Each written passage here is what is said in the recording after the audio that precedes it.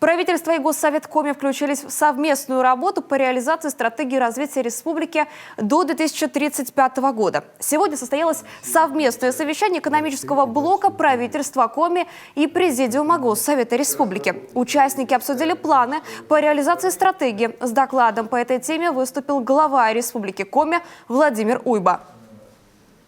Мы понимаем, что есть очень большой объем инструментов федеральных, которые несут за собой и индустриальные новые парки, и экономические зоны, и привлечение инвесторов под эти инструменты, которые требуют доработки и дошлифовки этой стратегии. Стратегия была утверждена в апреле 2019 года.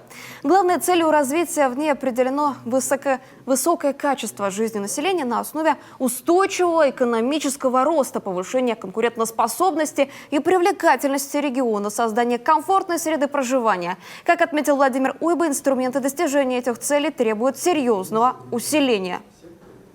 Развитие через создание новых производств, новых инвестиционных проектов. У республики есть огромный потенциал в этом, и нам, в принципе, в презентации было обозначено, каков потенциал и какие возможности у нас есть. По итогам встречи достигнута договоренность о том, что первым шагом в реализации намеченных планов станут совместные стратегические сессии по каждой отрасли, по каждому муниципальному образованию и каждому приоритетному кластеру. Эти сессии будут проводиться с участием депутатов, представителей общественности, предпринимателей, чтобы совместными усилиями определить новые точки роста и необходимые меры государственной поддержки.